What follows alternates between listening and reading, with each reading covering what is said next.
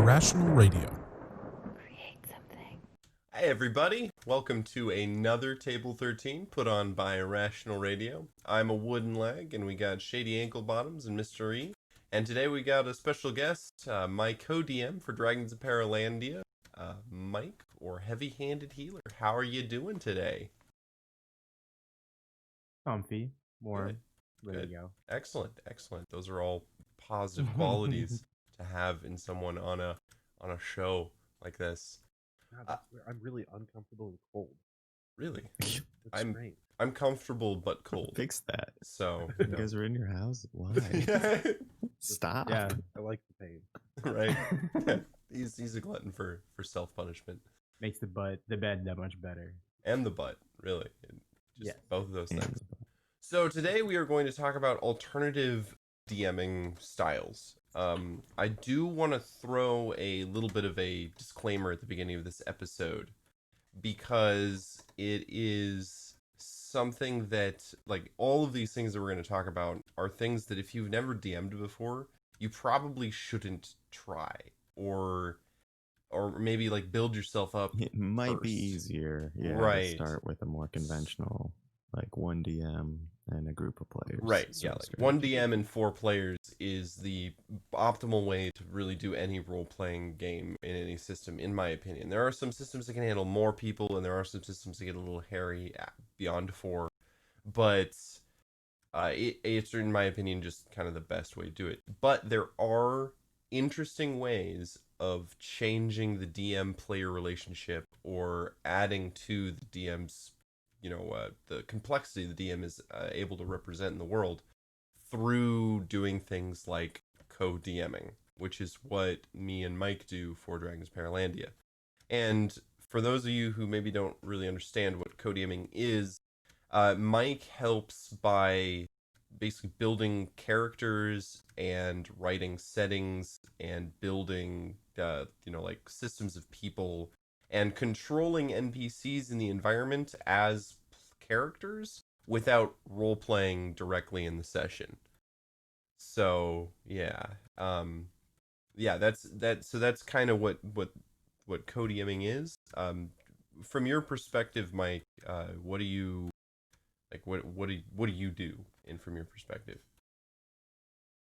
I mean, yeah, just like you said, occasionally I guess just the once on recording, but I have been featured as other characters, such as Dag.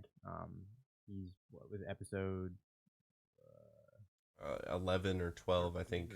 Yeah, it was somewhere around the end of season 1. Somewhere in there. Yeah. it was So beginning yeah, of just season 2. playing an NPC that drives the story forward or something. I think in that particular episode, I charted out a map for one of the characters to reunite with some of the NPCs we wanted to introduce, and we're going to utilize as a plot device to continue the story forward for that character and continue to build him. But yeah, trying to shape the world mostly around the party as they move forward. Trying to do my best to figure out the outcome and the decisions they make in a session, and make sure it had maintained continuity and things make sense as we move forward, which is never-endingly difficult task, but I have a lot of fun doing it. You're kind of like the pre-editor before Eric has to do the post-editing. Like the person that like kind of edits the stuff before I put it down as the DM.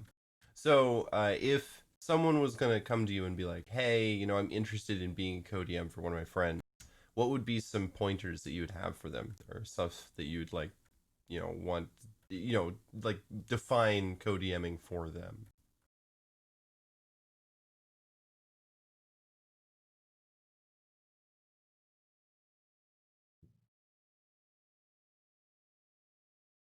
That's a tough question for me. I guess so. What I'm are not some really, of the... Sorry, go ahead. No, I just I struggle with approaching things from like a coach kind of perspective. Right. So Yeah. just give me a second. I don't know. Like I feel like it's just something me and you have done for so long. It comes so naturally to me. You definitely you got to trust the other person's method for sure. There's been a lot of times where we've built something together, and through like heat of the moment, or just accidents Or happen, kind of fuck it thing. up. Yeah, that's what you You want don't to really say. Yeah. Well, then that's another thing in itself. There are no fuck ups. Like the story is always going to develop because like role playing is such a magical thing. Like the puzzle pieces always end up falling into place. And so like even if he gets a name wrong or gets the gender on a Cat monster. Yeah. snow leopard that I built and this whole backstory and stuff. We're still moving forward with it. It's still working, and that's you got to trust the method, and there isn't really any mistakes. Like that's the wrong word. It just it's How just do you guys break up the creative control? So like, it's Kyron's building this world, and you're like helping, you're building the world too. Where does that? Do you agree on everything? Are there places that you map out and those are your spots and that's all your decision? Does it come to Kyron for final approval? How does that all work? yeah. I do always end up filtering everything through Kyron. I try not to. I try not to spam his Discord messages, which is walls of fucking text. But excuse my blip there. But yeah, no. I mean, it's not really like shared ownership where like I have my flag and he has his flag. It's all the same Play-Doh. We all have our little chunk of it, and sometimes they get mashed together. But that's just always been our method. We've been doing this for 10+ years, I think, right? Almost. Yeah. Almost. So, uh, yeah. It sounds like not a ton of disagreements usually, but Well, There has been a not couple. a ton. Yeah. There's been a couple. There's that elf argument. That was pretty. It got pretty heated that one time. But see, then when we talked about it, and that turned into something even better. Right. Yeah. Yeah. So you gotta maintain trust and communication, and just don't let emotions get into it and like who has what. Yeah, that's not what you're there for. You're trying to build this world together and make a beautiful thing. Right. It does feel kind of like, we've played Microscope on here in the past. We've talked about it. The four of us have played it together. It kind of does feel like that in a more like grounded sense. You know, um, you can try to eliminate tropes and things and silly decisions by kind of having that other branch of the world building, committee, if you will, to sort of spot check for that kind of stuff, make sure that everything is genuine and you know. yeah, and you can just added layers of complexity. I imagine that you'd be able to kind of get at since if you got two people making passes at it. Better. Yeah, exactly. There's twice as much room for detail. I would wonder. I assume that's part of the stuff you're talking about, where it comes to the table a little differently than you envision it. Is sort of like, I guess, at some point so much detail, it becomes hard to get everything to the table, especially if some of it, I would think, is like something that's coming from somebody else's brain that you're trying to relay back to, like if Kyron's trying to get something of yours over, that's especially detailed, I guess. Yeah, it seems like that could be a pretty complicated situation. That it isn't always going to maybe be perfect, I guess. Yeah, I mean, and you just got to not be afraid. Like if you have something an idea that you want out there, you just got to, even if you just blurt it out, you just scream it at them. But at the same time, you also got to be ready to challenge that person's idea and be like, well, okay, that's a little tropey, or that's been done a lot, or we've already used that in another place, and we want to we want something more unique here. And yeah, it does get tricky. It gets tricky to not hurt that person's feelings, because this is something we're very passionate about, and like I said, like emotions can get into play very easily. And if you just double back to that whole, you just got to trust who you're working with and trust the method, and you guys are going to figure it out. Yeah, that's really it's a really neat way to do because and I've ran a number of games. I've played in a lot of games, And this is the first game I've played in that has had somebody sort of like, other than the DM, doing world stuff, you know. So what Yeah, like scenarios, lore I think, building. do you consider this to be like a positive thing, like something that would be, worth it? Well, scenario specifically. Like game wise, like, because Where have one you dude running seen four it dudes through benefit? Yeah, the right. most. Like, how would who would you try and sell this idea to if you were trying to, get somebody to learn how to do it? Someone that struggles with an aspect that they see that another person excels at, like I guess Kyron kind of struggles with names a little bit, and I've been known to put a little added effort into it, and so I help with adding unique, um, or at least more cultured aspects to the setting we're trying to paint. Um, so I guess if you're if you're really good at hold on, trying to find an example here. Okay. Would you? So yeah, if you're really good at improvising like plot lines and dialogue, but not so much with like like characters specifically and like motives for people. You're not a people person. You don't understand that. That could be something where you maybe you might want to consider to bring another person in and just kind of help you out with that. And they don't have to be as hands on as you do because you're not the person. They're not the person running the game.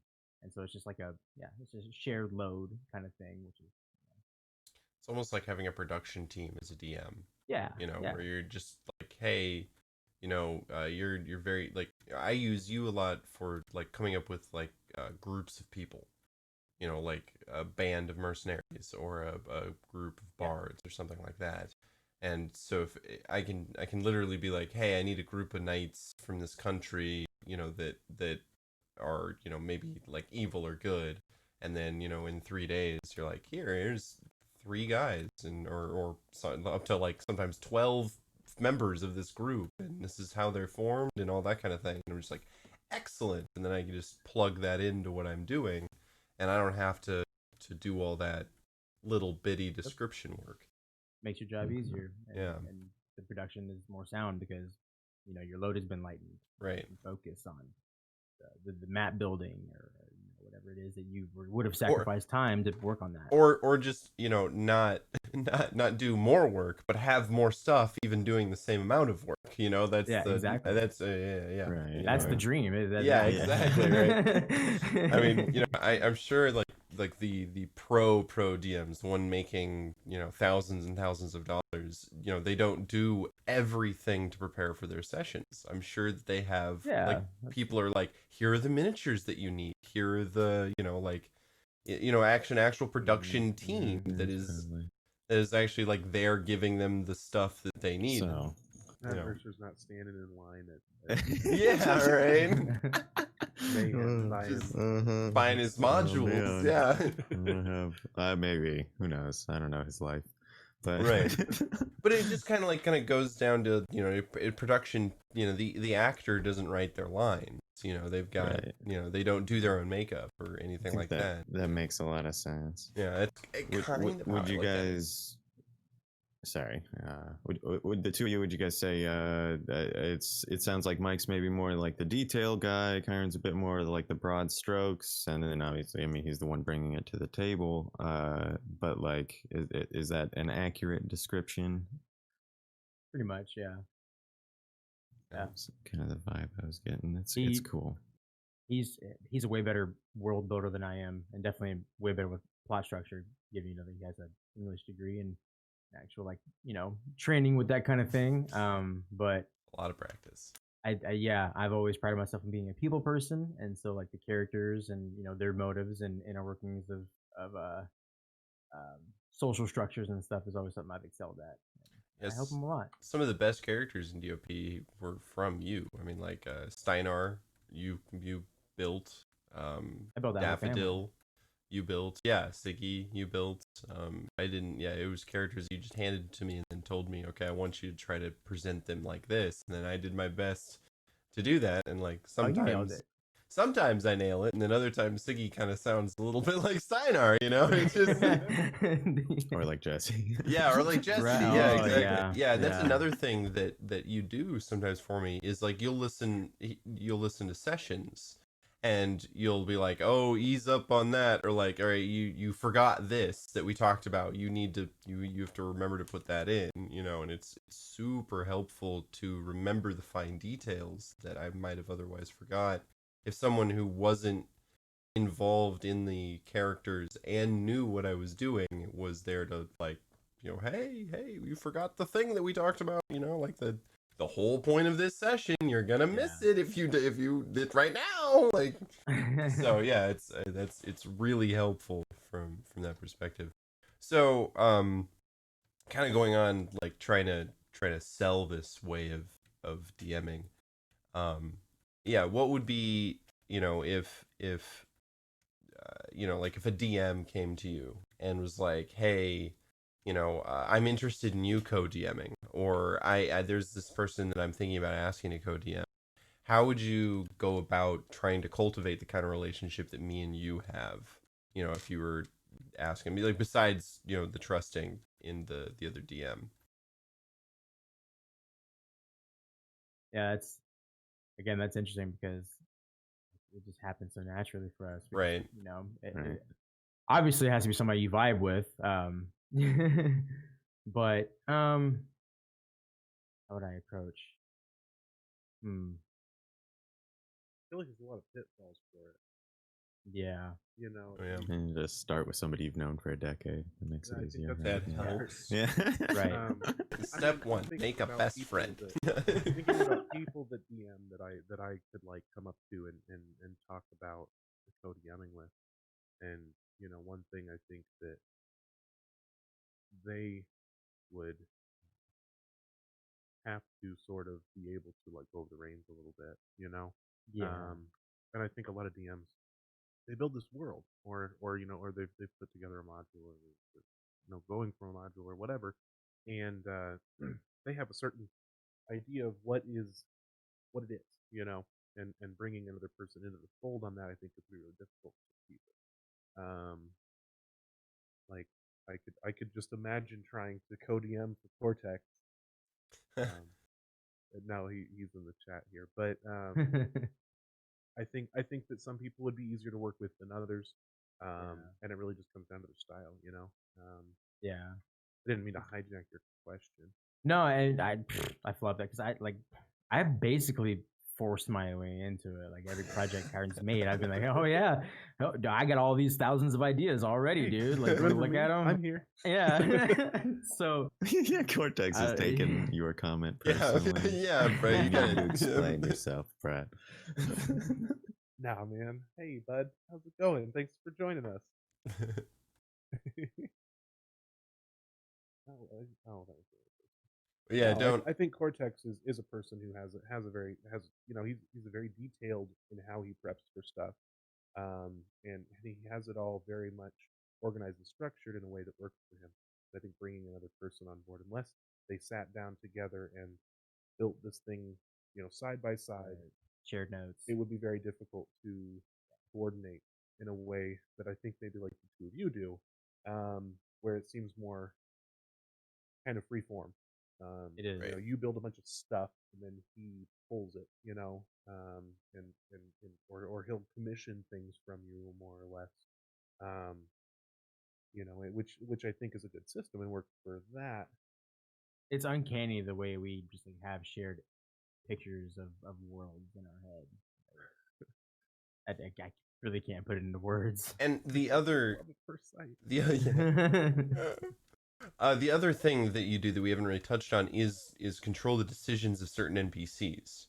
You know, like Daffodil, you're like telling me while the DOP party is running what you want him to do, and then I kind of act as it's almost like a play by post where Yeah, I it was. say, like, okay, this happened to his forces, so, you have this setback, and then you're like, okay, I think he would choose to do this now in face of those things. And it's not necessarily, we're not like against each other in that either. We're both like, we have an idea of where we want this character to go, but we still have to play off each other to get that, like, kind Yeah, of step-by-step timeline figured out. it was an interesting idea where I was playing like the villain of the beginning of this campaign before it became something something deeper that I don't have control of, or the character that I don't have control of. But yeah, the episode before we started recording of DOP, there was this big battle, and I was basically playing like the commander that wasn't seen of the forces that they were fighting against, and every time they did something to my men or something, I would have to dictate orders or something like that. And that went on for a while because like before that, I was making him spy on the party and have him mess with them in certain ways. The goldfinches, yes. The goldfinches, yep, the damnable goldfinches. That was some horror movie level shit right there. And that was his idea yeah. too. That wasn't my idea. It was It's good. I was like telling him what It's good what shit. needed to be happening to the party, Yep. like the emotions that Daffodil was feeling and how he wanted the party to be afflicted by that. Yep. So That's that fun. it got complicated though, especially once you guys started dealing with things that didn't affect the villain that I had built. And in terms of building a natural world, obviously he's having to deal with forces that are not related to the DOP party, and so kind of took the background on that. But it was an interesting idea that I couldn't say I recommend it. It might work for some other people, but Well, are you talking about the like sort of playing the mini game of the faction? yeah, Really? I thought that would be a really neat. Yeah, I remember Karn mentioning that in one or two of his games that he was running. I thought it was a cool idea. But He's yeah, still no, doing it. engaged with it. So it was, I was curious how that works out in general as well, I guess. So like, because that you start to segue into other sorts of things. It's still kind of co-DMing, but it's kind of not Yeah. if you just control a faction for a DM, because it's a little more localized. Maybe you don't worry about world building quite as much, and then you're, I don't know. Yeah, it's another brain making independent decisions. That isn't the same brain as the rest of the world, I guess. So that's and that it was gives just you me something. personally. I just struggled being the villain of a party that I really cared about. Yeah. An I don't individual. want to hurt them. That's Yeah. the classic DM struggle. Yeah. Yeah, right. Yeah. That is a really neat concept though. To be able to pull Mm. somebody in and sort of give them the because as a DM they're like you had said that you cared for the party but if you're pulling somebody in who knows basically nothing about the party except for how that party is foiling your plans. Right. Then it kind of gives them a thing Totally to do works. too that provides content for your players and could be kind of fun between you and the other person. It's like another game almost. Yeah. Definitely. Well, Mike has been A in. little bit less mechanic heavy than playing D&D, but still a similar kind of style. I've been on the receiving end of that kind of Yeah. party dynamic too, where one of the party members just got this super magical MacGuffin and do whatever the hell she wanted and made us all suffer for it. Yeah, one of the player characters turned into the big bad evil guy for that campaign. Yeah. And so Great. that's where I got the idea, is just starting like that instead of having someone, starting that way instead of having a player character split off and start screwing with the rest of the group. Just starting that way and just like, okay, you are the evil person in the tower, and here are the She things wasn't, you have. though. Well, she We turned flipped into the that. trope on its head too, because like she was the one foiling. I was the one trying to save the world, and she was Right. foiling my plans. Yeah.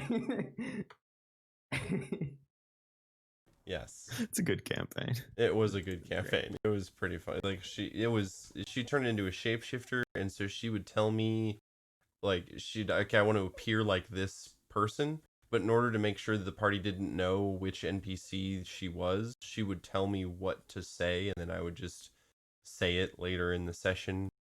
And it was really interesting because yeah, she would do things that would like I didn't have control of the storyline anymore as a DM. I was literally just like I was literally just like simulating a universe. And like she'd be like, I want to appear as, Ulfbert's father, and then try to, like lure him into a trap. I'm like, okay, that sounds good. And then I'd go to them and be like, your father appears and he says these things, and it just, yeah, it turned into that. And so that's how me and Mike wanted to start. Is he was going to play Daffodil and try to take that position. I guess he didn't hate you guys enough to do that level of trickery.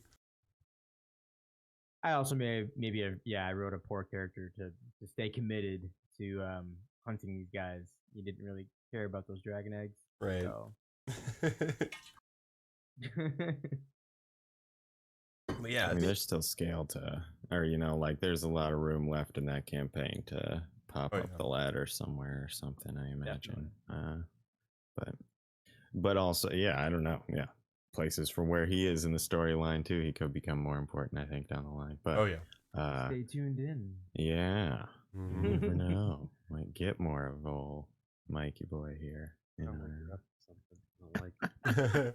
Well, you know he is. Never mind. I've been excited to use that song again. I haven't got to use the Daffodil song. Yeah, right. Episode fucking 10. So we can we should transfer onto other DMing styles besides just co-DMing, because there are other ways of running games besides co-DMing and one-on-one DMing. So the first one that I think is the easiest to digest is 1v1, where you have one DM and one player, which is it's not super different from multiple players, but it does provide a little bit of a more intimate role-playing game, as well as the things move a whole lot faster if it's just one person too, because there's no inner dialogue between party. It's just one person with one image in their head. So I was gonna say that it is a little. I think it's not like hugely different inherently. It's still just a DM and a player, but I think the one-on-one, and a lot of my experience with one-on-one DMing is like me DMing for my brother when I was like 10 or 12, whatever. Yeah, like, right. Nice. Young and didn't really get it, kind of thing. But it's I would say it's less about like the mechanics. It's less about balancing combat, and it's more about just kind of rolling. I feel it becomes more story heavy in my experience anyway. I'm a huge proponent of the one-on-one gaming model. Oh, it's so fun. I do it when I run games for my daughter. It definitely creates this scenario that lets you have a link, a main character that is destined to save the world or whatever. Yeah. It allows you to not worry about balancing. It's not something where the warlock is going to be more powerful than the wizard. right. And then you got somebody who's upset because they didn't roll as good as stats as somebody else. You have one person, and that person can be good or not so great, and it doesn't matter because you just balance the world around them. Yep. But D&D is a game designed for a party or a team, so it's not. The mechanics don't always work in your favor for your players. If you get knocked out, you're fucking dead. Or whatever. You're captured or you're saved or whatever. There's a lot more Deus Ex Machina, a lot of hand waving, but I think that's one-on-one becomes much more like theatrical narrative focused production in my experience. You can absolutely still do the tabletop like battle simulator kind of more of the kick in the door model kind of thing, but your DM's gotta tailor to that and basically assign a party of NPCs to your main character who or some sort of flunkies or whatever to even the odds, basically, because action economy will just murder your ass. And it can get a little like you feel very alone with the decision making, being the role player in that kind of scenario a lot, because not so much with the system we use, because we use Hero System, and that's not so much party dependent, which was nice. But there was many times where I struggled to move forward because I didn't have all I had was Kyron and the NPCs he was running for support for the decisions that I was making with my character, and I know they weren't always good. Or yeah, and so like having that extra person to have been there to be like, oh, maybe don't do that, don't sleep with the barbarian chieftain's daughter, and That's great. make that horrible mistake. And burn that bridge. Yeah. All bridges. By that same token, you get to play a character who, yeah, absolutely lines up with, whatever. You don't have to worry about ruining. You don't have to be as compassionate of a role player, I guess, if there aren't other Right. party I members was at not. the table. And so, like, yeah, you can do whatever the hell you want, and and you don't have to worry about, oh well, the rest of the party's trying to go fight the evil wizard. Like, it's maybe not the best time for you to open up a bar, and like, fuck you, I'm opening up a bar, and that's now your DM's dealing with it. Like, that's your campaign now, and and that can be very entertaining. So it works. I think I really do enjoy. I've had very good experiences with one-on-one DMing anyway. There are, given the setbacks, I think that like 5e creates, what sort of things do you think, you could do as a DM to lessen some of the impact of things like getting, you had mentioned like bringing in some party members or whatever. What sort of aspects could you create that would make that experience a little bit less, just on the edge, about ready to teeter over and destroy the entire campaign? The Just trying to get first to combat. the first thing that comes to mind is having a role-playing character that's running multiple characters. Like if you're running two characters simultaneously, then you get to make decisions like a single character, but then you have twice as many bodies on the field, so that one can revive the other or vice versa. Though I've never seen anyone do that successfully that isn't like switching out. I've had people run more than one character in a campaign, but they never at the same time. They always like, I'm going to play this character now. And then, next session is like, oh, I'm going to switch because that character's doing something. But never seen a player try to run two characters simultaneously. But that's the first thing that comes to mind, is to make one-on-one and the pitfalls a little bit easier. I was actually thinking about that today, because Visage, he's in our channel here. He's a friend of mine in real life, and he was coming up with some different gaming stuff, different systems, and one of them is very very reminiscent of like Fire Emblem, where you run like a group of people, right? Oh, interesting. Okay. I think it'd be really great in combat, because then you're playing all the turns. It's like Right. you get all the turns. But I Yeah. think role playing would be very Right. weird, right? Then you've got to sit there and have an argument with Yep. yourself. Right. Like, I only think- I DMs think, are like- supposed to do that. Yeah, right. It'd be like, if the DM played all the other characters, you had your main character, then you Right. had like your lackeys or whatever, your squire and whatever, and then you played your main character out of combat, and then when you went into combat, you controlled all the other people. That'd be really cool. Yeah, Okay. I agree with that. Yeah, that, Kind of cool. Yeah. That would be my go-to for sure.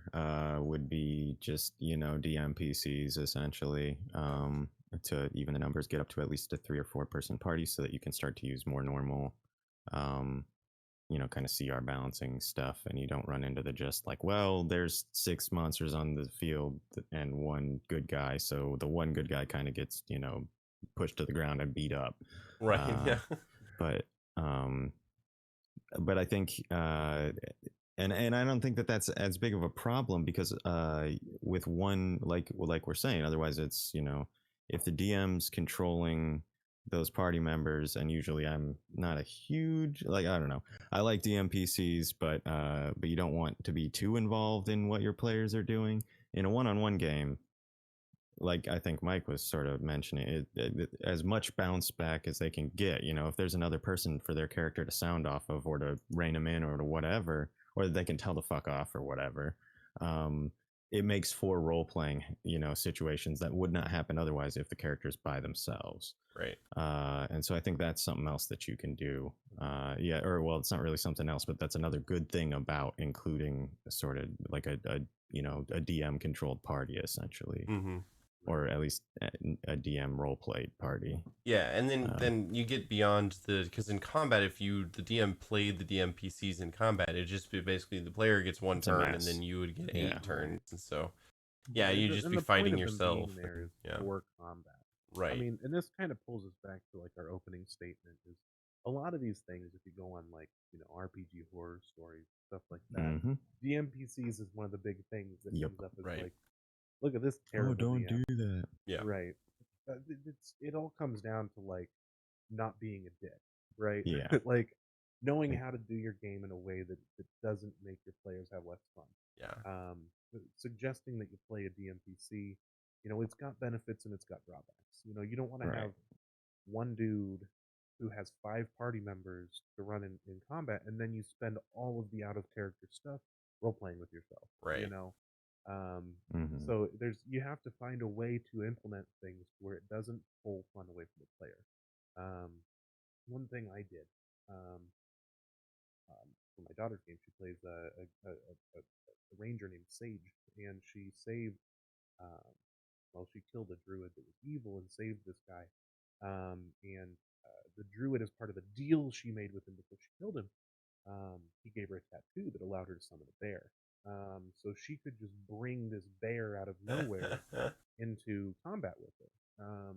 And she grew attached to it because it's a big fluffy bear. Right. And it gave her something to do in combat other than just play the one character. Right.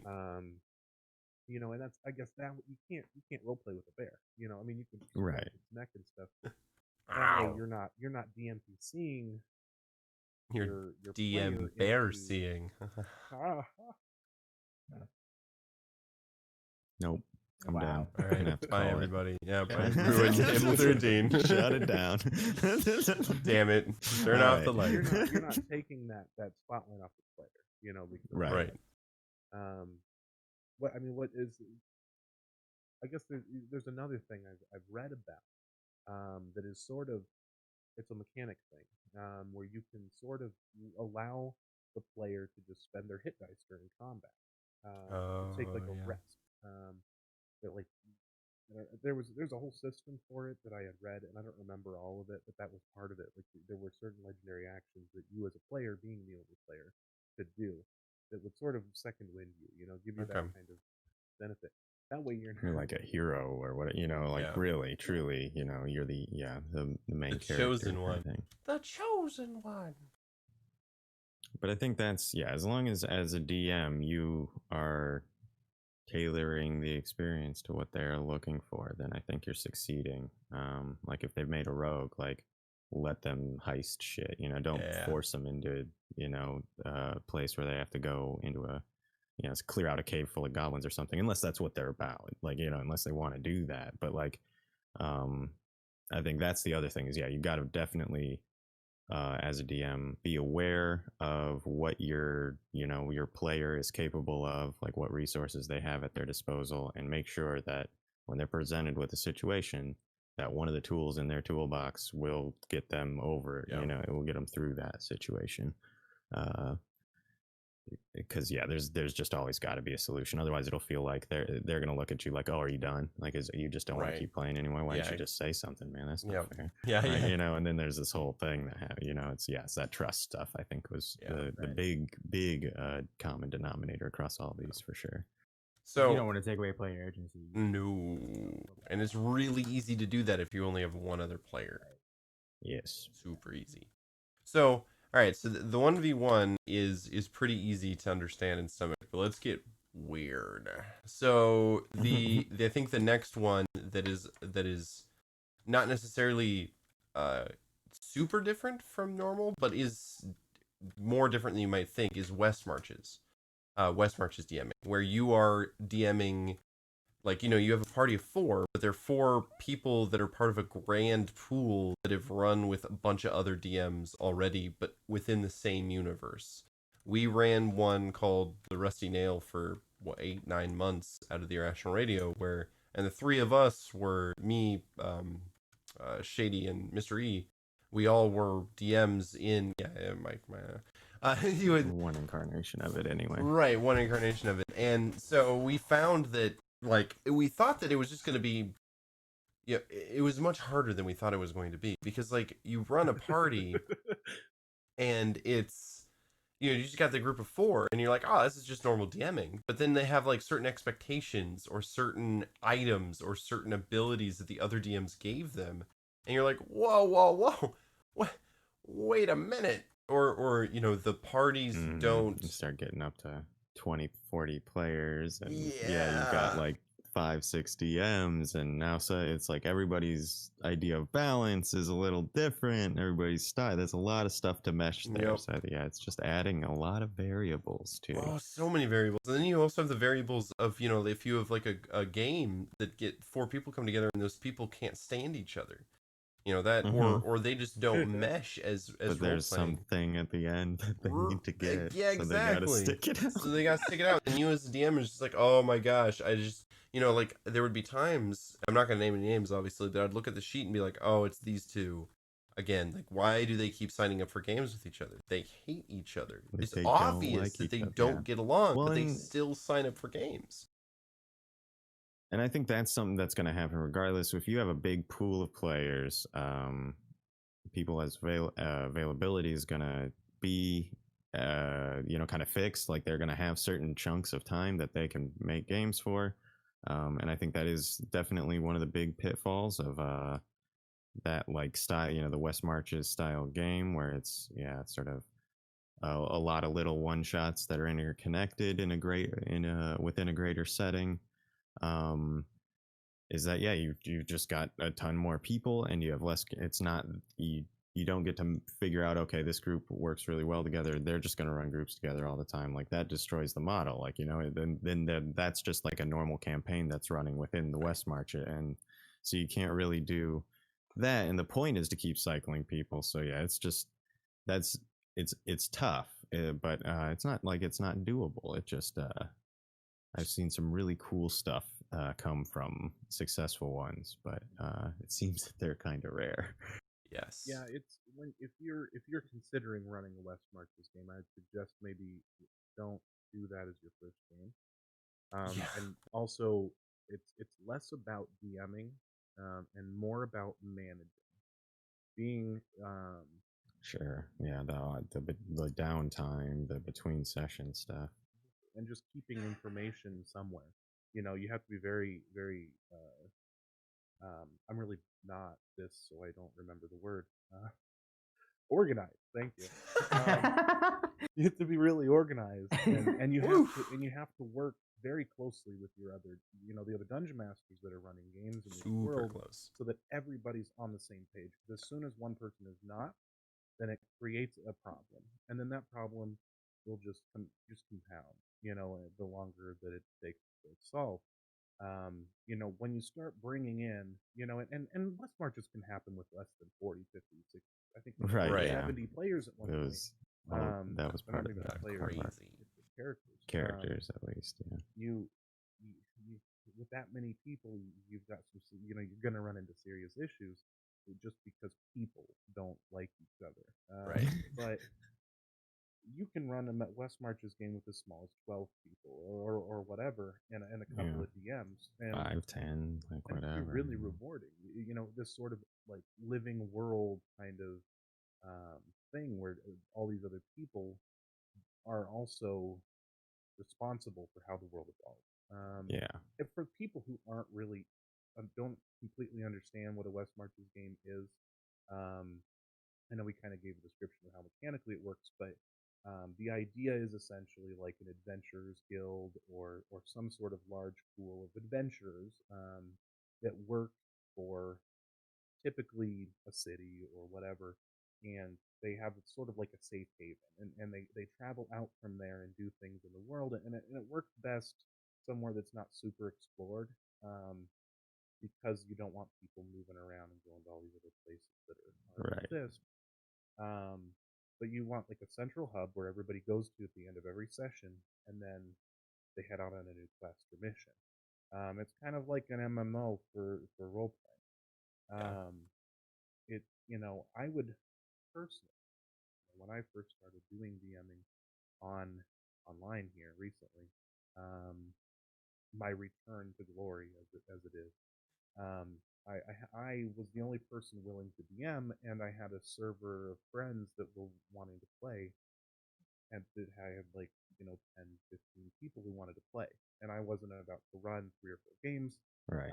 and I wasn't about to run a 12 to 15 person party. So this kind of style of rotating party members is really cool, and can be done with one DM. In just a campaign setting. And if you're wanting to get into this, or you're in a similar position that I was when I started playing again, I would suggest something like that. Maybe they fly around the world on an airship, and every session they begin on the airship, and then they end on the airship at the end. And then they could switch their party members out. So if they can't make it next week, then you can have a party of 5 or 6 people the next week. Which is kind of the same thing, just with one DM instead of several.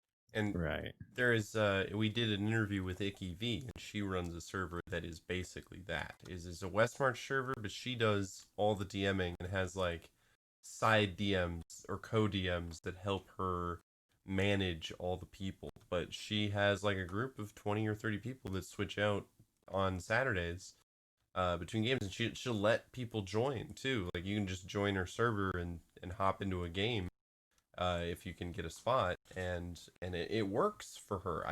It's not the kind of DMing that I find enjoyable. I really, after the West March experience we had, I really like having a set group of people that I trust and that I can predict character wise to make interesting story decisions. Because man, if you just don't know who you're gonna get and you just have these one shots you've run, sometimes it's really hard to come up with the motivation on the fly to get the people to walk down the paths that you have laid out. And especially with a one shot, there isn't really a whole lot of room for just screwing about, because you're okay, guys, it's well, we got got 3 hours, one shot again. yeah, Sorry guys. yeah, exactly. And then can we just go though? Exactly. You just want to grab the players and push them down the way to go. But if they don't, that's railroading, and you don't want to try to do that. But then you try to go hands off, and you end up with people texting you. It's hey, I gotta go. I gotta pick up my kid. And just okay, you guys haven't left the freaking potion shop yet. You're still discussing whether you're gonna steal from him or not. And it's just, it's just oh, you said it was gonna be 3 hours, and it's just yes, it was. If you guys made decisions, but you're not, so it's longer. I do. DM wise for this type of game is different for that, for what Definitely. you're interested in. It's more of a managerial side of things. You definitely get to handle the bigger, broader stroke stuff. And you're it's like you're running an MMO. It's you created this world, and now you can kind of watch it unfold in front of you. With all these different people and how they interact with it, and you get some really neat systems into it. I was speaking with Cortex and Bag the other night about a server that they used to be on, where there were guilds among the players, where they would That's earn cool. money and and build infrastructure and get more powerful in that aspect, which I think was really cool. I don't know that I have the ability to manage something of that scale and still do all the other things I do, but it would be really cool to be a part of that, and it totally speaks to the spreadsheet person in me. That, Yeah. It's really cool. I've dreamt up some ideas for West Marches that kind of touch on that type of thing, and it's really a neat. It goes back to my days of being on forums where they were doing text-based role play Play by chat, yeah. build these I've done that. little empires or whatever, and that's cool. It's a really neat little a different way to play it and still include the same mechanics that everybody loves. Seems like it would be a good way if you're a DM and you have like you said, a large amount of people that want to play, but they have a lot of irregular schedules. Definitely. You can do a campaign like this and be able to, everybody gets a piece, but some person misses, once every 2 weeks, but they're still a part of it. They're still doing things just when they have time. That'd be a good way to fit everybody. Yeah. In the same story. I was going to say the same thing, or well, from a different side, but I was going to say, as a player, I think that that's the biggest draw is that if you have a very irregular schedule, or you have like an A-B work schedule, you know, week A, week B kind of work schedule, it can be really hard to make a lot of conventional D&D games work because they're usually weekly on the same day kind of thing. And this could be easier for you, or if you're in food service or something, and you gotta don't know your schedule until 2 weeks out, kind of thing. 2 days out in some restaurants. I right. worked there before. But yeah, that's so. I think it helps along those lines. Yeah. Also. So it also appeals to the person that wants to play every day. You yeah. know, there are people who, you know, I couldn't do that anymore. But when I was younger, I was like how we did the pirate game and stuff. It was like every other day we were role playing. 6 hours a day, too. Oh, yeah, it was constant. But there are people that, you know, they're, you know, and not as an insult, but like no life it. You know, they go into it and they want to play it every day, and DMs don't want to DM every day. So you can jump from game to game, from DM to DM, and be able to be in 3 games, 4 games a week in some places, and be able to scratch that itch, you know, that way. Right. Yeah.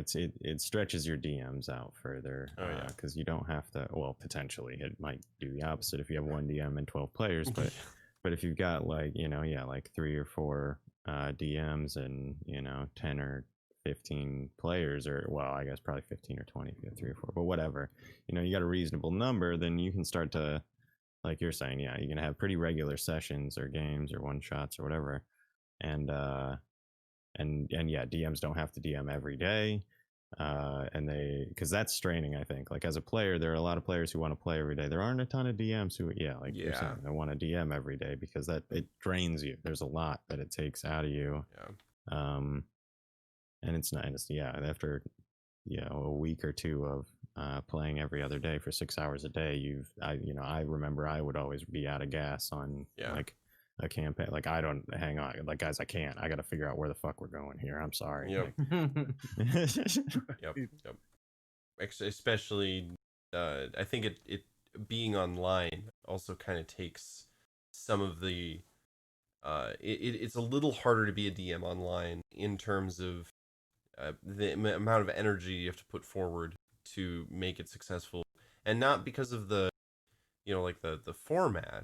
It's more just because you don't have that social aspect that people are coming over to like your house, or you're going over to another person's house, and the people are like involved and in like the people are making an effort to be here, because like sometimes it's more efficient. Yeah, exactly. But like online, you have, especially like everyday play, sometimes you have people that just are like players that aren't given it, and you're just like, are you playing video games? Are you watching something right now? Like, what's going on? That's fair, yeah. Okay. And I was gonna say, like, that's what I love about this, is that like, I don't have to go to anybody else's house. Like, I don't have to. Nobody has to come to mine. Like, right. I guess like the long form games that I've played that are everyday have always been much more tolerable for me as a DM if it is like a thing that we're doing every day, we're like physically doing, versus like online, it's just like just sit down at the computer and listen to people bicker for 2.5 hours, and it's just not as much fun. Yeah, it's just, I don't know why. I guess I feel like that people online like don't agree as much as people face to face. But yeah, maybe that's just a bias that I have. Psychological thing to that, I don't know, but yeah, I absolutely agree with you. I hate running games online. I hate playing games online. I don't hate playing games, but if you're comparing it to the alternative, relatively sitting around a table with your friends, that experience is so much more enjoyable. I like the face-to-face interaction, like rolling the dice on the table, getting everybody around, having snacks, and just hanging out. Could not disagree more. Eric's social anxiety by just describing these situations. Like, I just it to me, even as like a DM and stuff, it makes it so much more relaxing to have just to sit and relax with your friends. That it's sort of therapeutic, to where I can run the game and and not be like on edge about it. If I run a game online, I'm pacing around my fucking house an hour before the session trying to figure out how I'm gonna do it because it's efficient and people they're here and they're attentive normally, and things get done quickly because people aren't jumping into tangents. Somebody doesn't jump up to go smoke or whatever Right. and disappear from the table for it. You know, things get done faster, so I Yeah. have shit ready faster. I have less time to think on the fly about it. I don't know. I'm split down the middle. I like because I I love being around people and being in that kind of social circle too. I'm a very people person, and so like the having the around the table throwing the dice is just it's something special about it. But I'm also very visually stimulated when it comes to especially like video games. I was a video gamer before I ever started getting into D&D or anything like role playing. So like the map building and like being able to like find an image for my token for my character and stuff and have it like visually represented on a map that Kyron built, and usually they're really good and pretty, like that. Experiencing that over the last couple of years has been really neat, and so I'm kind of split down the middle with my preferences. I can fit in either or. Extroverts.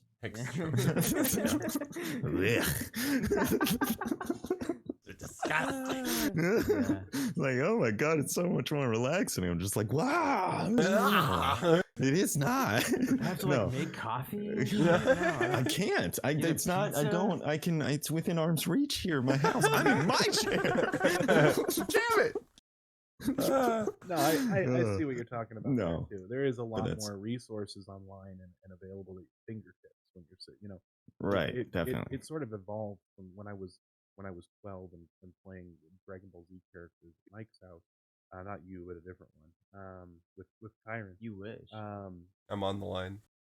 Yep, I was exactly. born on the line. Iron Fist or whatever the hell it was. Yeah. I can change my hand as metal and just constantly overuse that ability. But it evolved from printed sheets of paper to people having shit on their phones to everybody having a laptop at the table and now we're all sitting here on other sides of the state and in some cases in other states and playing this game together with all these things there. And I have 3 screens instead of 1 at the table. So it is really nice to have all that stuff available to you. It is just I've got the distractions of real life now. Yeah. At the same time, I can't pretend to be a kid anymore. Yeah. But yeah, no, I think with that's absolutely. I don't even know where we were at. We were We're talking about how Yeah. it's online and stuff. We were West sort of marches, yeah. talking about West Marches, but we got off on a Segue off tangent topic. as we do. All right. But that's as good a this is a point as place any. for us to go potty. Yes. And take a little bit of a break. So thanks everybody for tuning in. Thank you very much for the gift sub bags to Cortex there. Mighty generous of you. If you like what we do and you want to subscribe, then do it. Freaking subscribe. Follow us. Join our friends in the Discord and hang out with us and have these conversations every goddamn night. If you want to see the other stuff that we do this every Thursday and every other Friday we put out a podcast that we were talking about earlier in the stream here called Dragons of Pearlandia. You can find that on Spotify and iTunes. It's not called iTunes anymore, but whatever the hell it's called now. And iHeartRadio. And we do a stream every other Monday on here called Gods of Aether Dark Tidings. It's a sort of a revamp because we screwed up all the recordings of the first Gods of Aether. But it's great, and it's basically brand new. I think it'll be session 3. It will be. Monday. Yes. And we have a Patreon. So if you've subscribed already and you followed already and you already joined the Discord and you already talked to us at night, then you can also give us money every month. Yeah, That's if you the thing want. could do as well. Yeah. And it comes with its own set of rewards. You get an avatar drawn by me at $5. You join, you get in all the monthly giveaways and stuff. So consider doing that. Please. We'll be back in 10 minutes to discuss more garbage. So you're a bard, a master of performance, a suave, debonair gentleman with quick fingers and a silver tongue. But Did you know that 8 out of every 10 bards have come in contact with a fantasy STD during their adventures without even knowing it? Have you recently experienced any of the following unexplained symptoms? Unending urination, warts with consciousness, sprouted tentacles, genital wings, crawling rash, anal portals, molten discharge? If so, you need Dr. Ungwin's Bard Rub, the only ointment on the market specifically designed for the most polyamorous of bards and adventurers. Most users see a 50% decrease in symptoms in just 2 applications, so don't wait for those tentacles to grow to maturity. Contact your nearest apothecary or witch doctor and tell them you need Dr. Ungwin's Bard Rub. Bard Rub has not been reviewed by the Safe Ointment Board. Side effects of Bard Rub include genital petrification, chemical burns, incontinence, and in some rare cases, death. Bard Rub is not to be used in conjunction with any other product from Dr. Ungwint, including Ungwint bath salts and Ranger eye cream. And we're back, everybody. Sorry for being a little bit late. Mike ruined it for everybody. I know, it was terrible. It was Mike's fault. Definitely Mike's fault. Master plan. Yep. So, That's not what happened. right? So we've talked about co-DMing. We talked about West Marches. We talked about 1v1. Now we're going to get into the weeds here with some weird DMing styles. The first one that we're going to touch on is called Round Robin. And it is something that Brett, you kind of are the author of this, right? I don't know that I'm the author. I came up with this concept, and I'm sure it's been done before. So I'm not trying to claim that I'm the mastermind behind Round He's the Robin mastermind DMing. behind Round Robin DMing. Mm-hmm. Hear me out. So I've not successfully ever done this, but I think it would be so cool if we could. But it's called Round Robin. So think about like a campfire, right? Like a campsite, and all these old grizzled adventurers are sitting around telling stories to each other. Now let's make that a game. Basically, every session, the next player is the DM. And so it turns into this goddamn mess, right? But basically, it would be like you'd get like 4 or 5, maybe 6 DMs together, and you'd all make characters. And then one session, 1 week or whatever, would be one of the players would be the DM, and then they would run a game. And wherever that ended, the next session, the next DM would take over.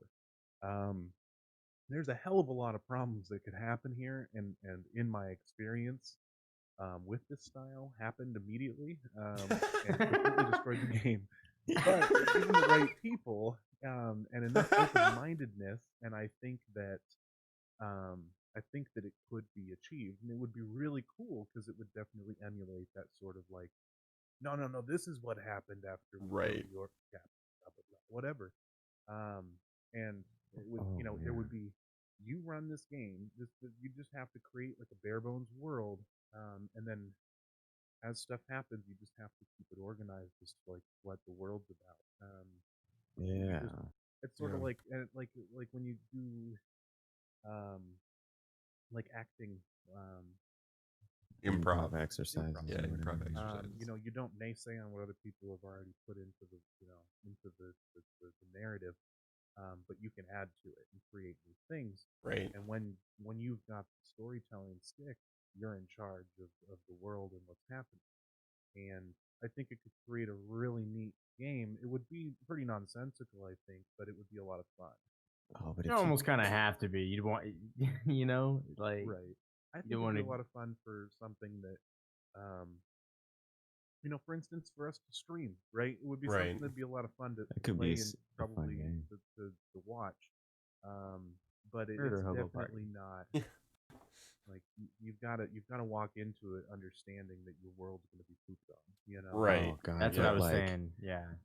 Think about the idea, like, if you have some very good storytellers sitting around the campfire there or whatever, I mean, that's a very interesting way to build a world, like from that like angle out. That's pretty fun to like slowly, no, we did this, and remember the implications it had, kind of concept, and like Right. just slowly like, no, yeah, but this happened, and so it wasn't a big deal, Right. or and this happened and it made it even worse, and like and like you could have these sort of subtexts or super arcs happening between you know, the switches and stuff like that. I don't know. Unless there's that was like room there. That's very cool. unless that was like part of the if you built the game with like for that, you know, like kind of like microscope, where like every now and then you build or you like create an event or something like that, and that kills off a character that somebody had created earlier, and one of the time periods they were making, and it's kind of like a little fu kind of, but that's part of the game that's playing the game, and that Right. could be something that could be encouraged in this kind of system, I think, or this kind of DM Right. system. Oh yeah, Which would be fun to play with. Stuff up. Yeah, yeah. Like destroy the story. That way, the next person has to clean up that mess, Yeah, or rebuild or it. make it Right. worse. Right. Right, exactly. It's kind of like a everyone is what is it? Everyone is John.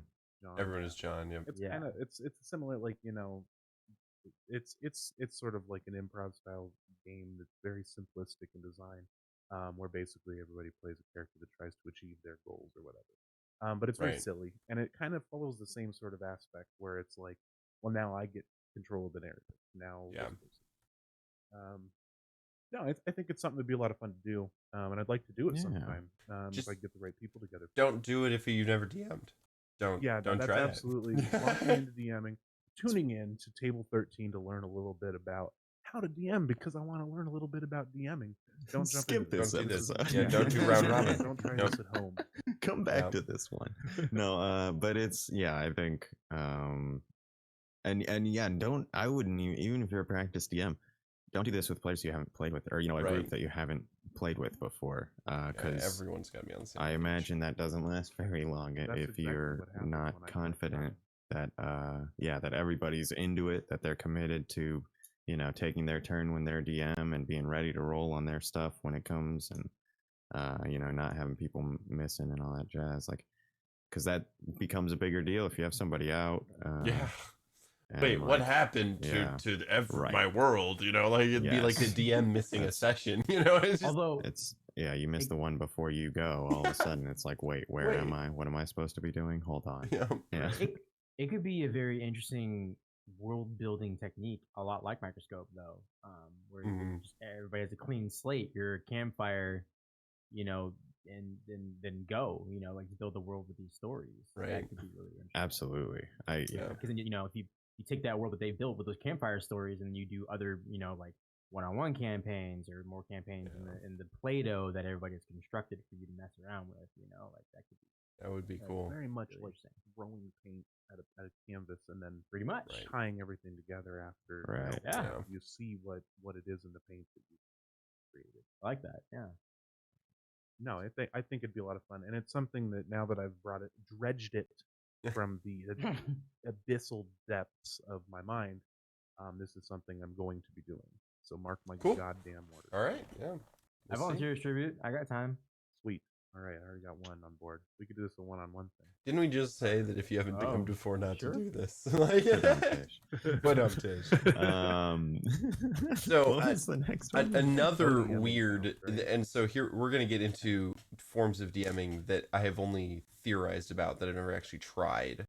So the next one I want to talk about is two-headed DMing, or multiple-headed DMing, which is something that me and Brett talked about really briefly before this. But so you have two DMs sitting behind the DM screen, and you, as the two DMs, you provide detail and control NPCs on the same lines, but you both have total creative power, and so you're like, okay, what do you want to do? Okay, let's do that. And like behind the DM screen, and then you both pop up and like, okay, so we're gonna do this and this and this, and it's just yeah, right. That image. Yeah, right. And then you both pop up and you say okay All at right. the same time, and it's This is how DMing works. I promise. Yeah, right. This is ideal. Yes, the perfect ideal. But I always thought that it'd be weird to try that because, like, kind of like with co-DMing, people have different like strengths and weaknesses, and it'd be like, all right, you're good with voices, so you're just gonna do all the voicing for the NPCs, and I'm good at just describing the environment, so I'm gonna be setting the scenes, and then you're going to be acting as the NPCs in the scenes that I set. Oh, see, that'd be really cool. Right? I could get down with that. That'd be fun. So it feels so like catering, right? Like right, yeah, your players don't deserve just one DM. yeah, They yeah. get two. They get a whole fucking Fucking- committee of DMs. yeah. The whole picture, I don't care. Yeah, they come up over this from behind the screen. Both of them, it's like a Yu-Gi-Oh game. Or Yeah. something, man. I just They're I like love it. meerkats. We need a description of a forest. All right, this is my specialty. Hi, I'm Forest Man. All right, what kind of forest are you looking for here? Sorry, I'm Boreal Tundra. I can't You really got, help you. God, they filed the wrong paperwork again. Yeah, you're looking for Tim. I'll be right back. I'll send Cliff up. Yeah, he'll be here in a minute. He's the older pine forest kind of. He's the older pine forest descriptor. Love yeah. that. But yeah, no, it's real just, talk though, I think that the major problem to this style of play is that DMs are like goddamn unicorns, right? right. Yeah. And there's players every 10 feet. So if you're gonna take 3 DMs, Yeah, it's actually a really good or point. 2 DMs or whatever, and donate those to a Press party them, of 4 yeah. or 5, then there's 4 or 5 other people who aren't playing that. Right. Because, Well, you know, there's 20 it could or be cool 30 if you other have a close people friend who group and aren't you've got playing. a couple people that want to DM and you want to try this style. It could be really neat. You know, there's every DM has their weaknesses and their strengths. Right. And if you can find a way that you can sort of play off of those with each other, then you could certainly do something like that. I think it would be really strange.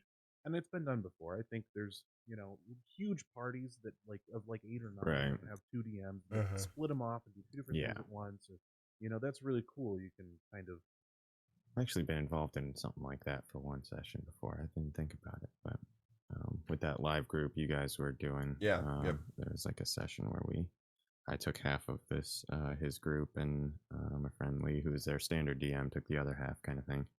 Oh yeah.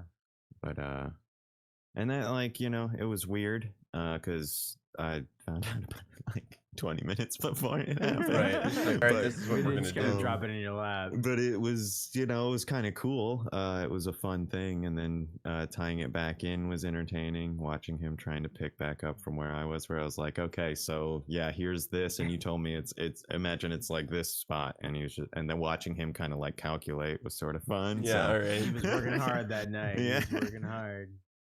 Uh-huh. But yeah, so. I mean, it's certainly, it might be something you do just one time. You know, that you might pull in somebody to have a special event. You know, and those, I think those probably, well, we got 5 minutes left, so I won't get Right. into special events and stuff. But I Yeah. think that that could be a really cool thing to do. I think that doing it all the time would be pretty difficult. But having you know, a second person there to sort of, because I'm garbage with like dialogue. I can't do dialogue with people very well, and it always ends up. No. Oh yeah, absolutely. You know, Right. as a character, maybe fine because I can get into my character or whatever. But when I have to start playing all these different people, they all just kind of end up being the same person or like a caricature of one of 5 people. You know, which is fine. But you know, other people are better at that. And if you have somebody in your posse that's like real good at that, like Kyle is he's got characters for days, and you know, you can kind of pit together, and I'll describe all the boreal forests, and you can do everything else. So the last type of DMing that I want to talk to is where you use physical damage to represent actual character damage. Oh my God. This is my goddamn idea.